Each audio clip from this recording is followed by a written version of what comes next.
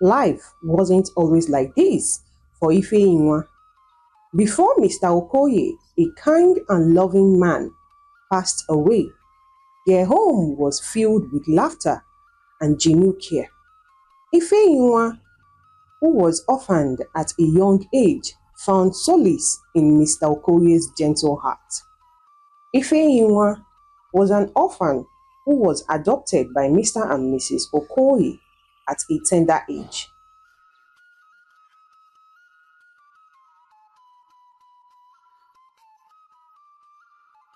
Mr. and Mrs. Okoye has other two daughters, Amara and Azuka.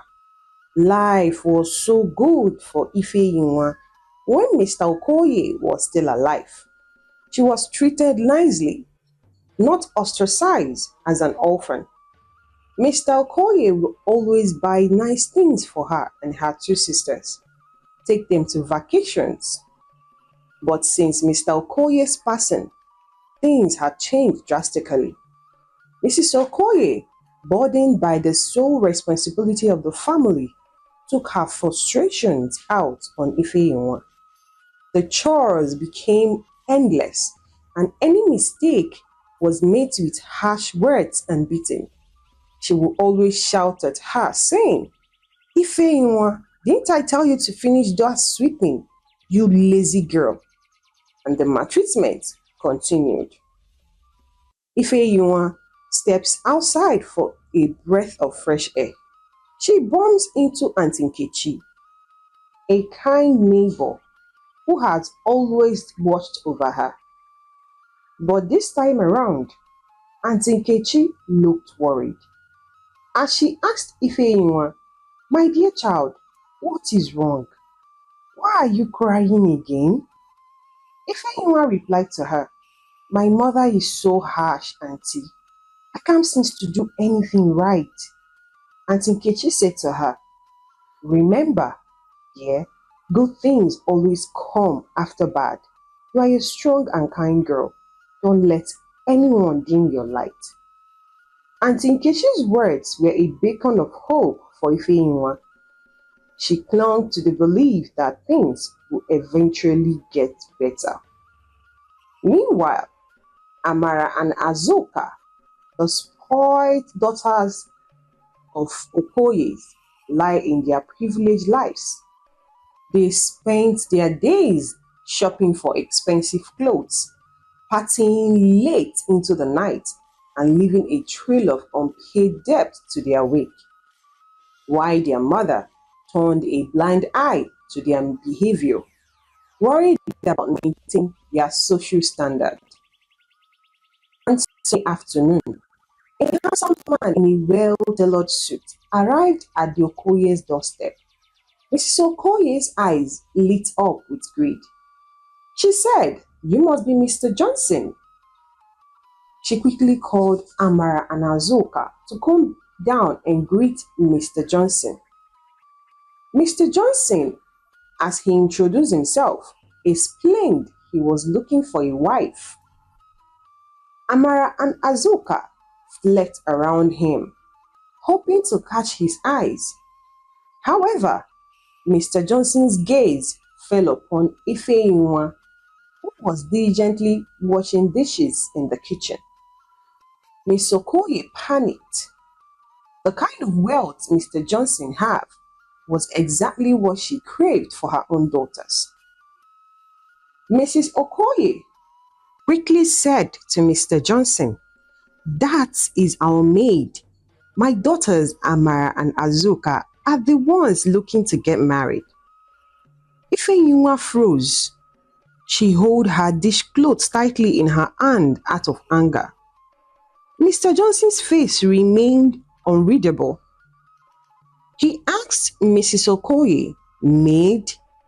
That seems strange. She seemed quite elegant and beautiful.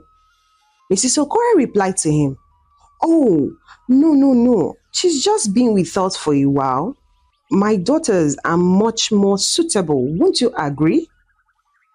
Mrs. Okoye shot desperate glances at Amara and Azuka, who were whispering among themselves.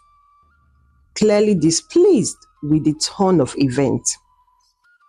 Ifeyinwa felt so humiliated. Mrs. Okoye had not only lied but belittled her. Mr. Johnson, however, remained calm. He said, perhaps, but tell me, young lady, are you happy here? Ifeyinwa hesitated, unsure how to respond. Before she could speak, Mrs. Okoye intervened. Of course she is. We treat her like family, don't we, Ifeyinwa? Glaring at Ifeyinwa, Ifeyinwa forced a smile, her heart heavy. Mr. Johnson's gaze lingered on her for a moment, a hint of a smile playing on his lips. He said, well, it has been a pleasure meeting you all. However, I believe I will continue my search elsewhere. Amara and Azoka's face were full of disappointment. Their mother's face flushed with anger. She said, oh, Mr. Johnson, wait. My daughters are the perfect match for you. He replied to her, perhaps another time. All the best in your search, ladies. He turned and left, leaving Mrs. Okoye fuming and her daughter sulking in shame and anger. Later that evening, Ifeyinwa confided in Aunty Nkechi about the day's event. She was so sad and was crying. She said to Aunty Nkechi, Auntie, why did my mother have to lie like that? I felt so disrespected. Aunty Nkechi replied to her, don't let their words get to you, Ifeyinwa. Mrs. Okoye is blinded by greed. Your kindness and hard work will shine through eventually. Ifeyinwa asked her, but what if it doesn't? What if I am stuck here forever? Aunty Nkechi replied to her, don't lose hope, dear. Remember, there is always a way out of darkness. Aunty Nkechi's word, though comforting, couldn't ease the persistent feeling of uncertainty in Ifeyinwa's heart. And the maltreatment continued. A few days later, as Ifeyinwa was diligently sweeping the front yard, a man in simple clothes approached her. He looked familiar, but she couldn't quite place him. Good morning. You seemed to be very hardworking young lady.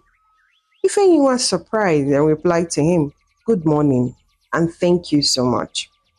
The man said to her, I couldn't help but notice how beautiful your house is. You must have been taking good care of it. Ifeyinwa blushed and replied to him, we try our best. The man said to her, speaking of taking care, are you interested in a job where I work as a gateman? They need someone reliable to help with some errands and light housekeeping. Ifeyinwa hesitated. The offer was tempting, especially considering the treatment she received at home. She looked around the house, hoping to catch Mrs. Okoye's eye staring at her. But Mrs. Okoye was nowhere to be seen. With deep breath, Ifeyinwa made a decision. She said, thank you so much for the offer. Let me talk to my mother and I will get back to you. Excellent. Here is my number. My name is Jidenna. I'm a gateman at that same house I want you to come and work. Ifeyinwa took the number, her heart pounding with a mixture of hope and apprehension. Later that day, Ifeyinwa shared her encounter with Jidenna with Aunty Nkechi. Aunty Nkechi, what do you think? Should I take the job? Aunty Nkechi said to her, it sounds like a good opportunity, especially considering situation at home. Just be cautious. Ifeyinwa Learn as much as you can about Mr. Jidenna before making any commitment. He's a gate man trying to help you. Please be careful. Focus on your job when you get there. Ifeyinwa nodded, a newfound spark of determination in her eyes. She packed a small bag with essentials, knowing she couldn't bear another day of Mrs. Okoye's maltreatment.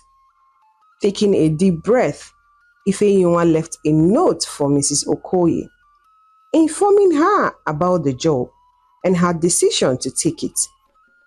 It wasn't a goodbye note, but a step towards a future she hoped held something better. Ifeyinwa followed Jidenna to his place of work. It wasn't a mansion, but a simple, well-maintained house with a beautiful garden. Ifeyinwa had a feeling of peace as she stepped inside the house. The house was tastefully furnished, very elegant. She met the owner of the house. They discussed the payment plan and she started work immediately. One day, as Ifeyinwa was cleaning, she was doing her cleaning duties. She noticed a collection of expensive books and art pieces. Also, a picture of a successful businessman hanging on the wall, but it was covered. She became suspicious and eager to open it someday. A seed of doubt was planted in Ifeyinwa's mind. Why would a picture be covered and hidden? She asked. She continued to work diligently and also became close to Jidenna the gateman. They both became friends. Ifeyinwa didn't bother herself about him being a gateman. She looked past a gateman and fell in love with him. Mr. Jidenna, on the other hand, felt the same for her. They practically shared everything as they became closer by the day. One day, as Ifeyinwa was cleaning that particular room, she was tempted to open that picture, which she eventually did. And behold, it was Jidenna the gateman. She was shocked and surprised. She couldn't believe her eyes. She was so speechless. While Mr. Jidenna was enjoying a simple cup of tea, Ifeyinwa confronted him. Jidenna, I don't mean to be disrespectful, but there is something I don't understand. This house, the belonging, they seem much more expensive than what a regular gateman could afford. Who are you? And why did you deceive me to believe you're a gateman? Jidenna, knowing that Ifeyinwa had found out the truth, pleaded to explain everything to her. Ifeyinwa, very angry and disappointed, decided to leave the house.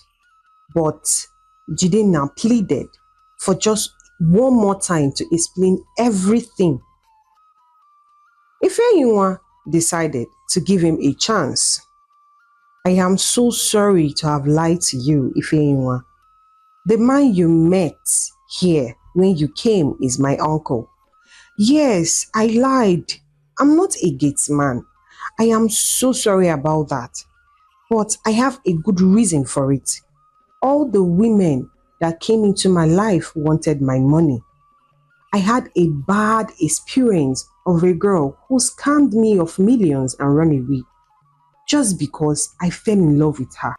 She scammed me millions and left me bankrupt. So I had to start all over again in life.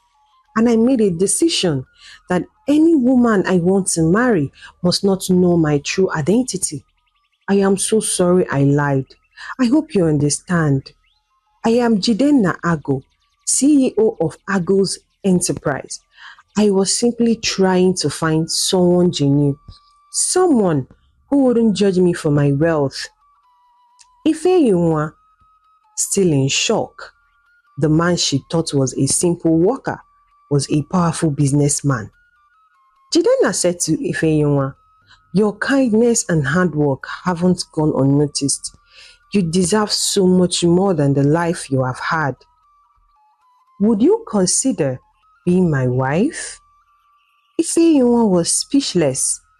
The turn of events was beyond anything she could have imagined. The man who had offered her a job was now offering her a life of comfort and security. That night, Ifeyinwa couldn't sleep. The proposal was tempting, but she was confused. What could Mrs. Okoye and her sister say? Would they believe her story? Ifeyinwa knew she had to be honest, even if it meant facing ridicule. The next morning, Mrs. Okoye woke up to find the house unkempt and dirty as usual. Her face contoured in rage. That ungrateful girl! How dare she live without permission? Amara, Azuka, we need to find Ifeyinwa. We need someone to do the chores. Amara and Azuka exchanged annoyed glances. The idea of continuing to do their own chores was unthinkable.